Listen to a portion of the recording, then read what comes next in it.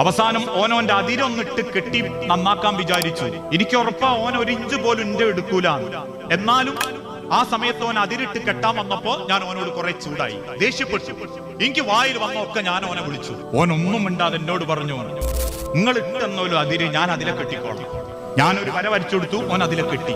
അങ്ങനെ ഏതാനും ചില ദിവസങ്ങൾ കഴിഞ്ഞപ്പോ എന്റെ മോൻ കിണറിന്റെ വക്കില് തലയിടിച്ചു വീണു, വലിയ മുറിവ് പറ്റി.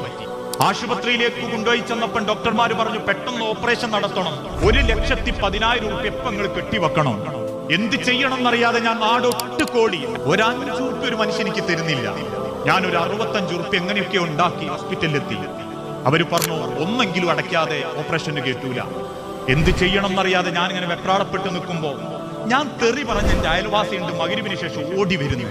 ഓൻ എന്നെ നോക്കി സലാം പറഞ്ഞ് അകത്തേക്ക് കയറുമ്പോ പറഞ്ഞ്, പെണ്ണുങ്ങൾ ഇപ്പോൾ എന്നോട് വിവരം പറഞ്ഞ് അകത്ത് ചെന്നിന്റെ മോനെ കണ്ട് ഓനൊക്കെ ഒന്ന് ആശ്വസിപ്പിച്ച് ഓന്റെ കൈ വെച്ച് എന്നെന്തോ ഒന്ന് പ്രാർത്ഥിച്ചൊക്കെ കൊടുത്ത് പുറത്തു വന്നു. എന്നോട് വർത്താനം പറഞ്ഞ് ഇറങ്ങിപ്പോകുന്നതിന്റെ ഇടയ്ക്ക് ഓനോന്റെ അരേന്ന് ഒരു പത്രപേപ്പറിൽ പൊതിഞ്ഞ എന്തോ ഒരു സാധനം എന്റെ കൈമ തന്നു.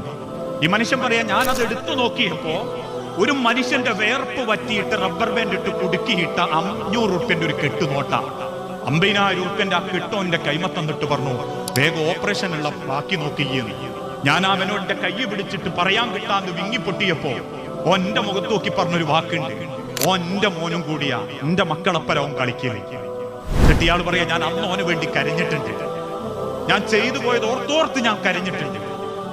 മനുഷ്യരെ ഒരാളെ നമ്മള് നാവ് കൊണ്ട് കരയിപ്പിക്കരുത്, സ്നേഹം കൊണ്ട് കരയിപ്പിക്കണം.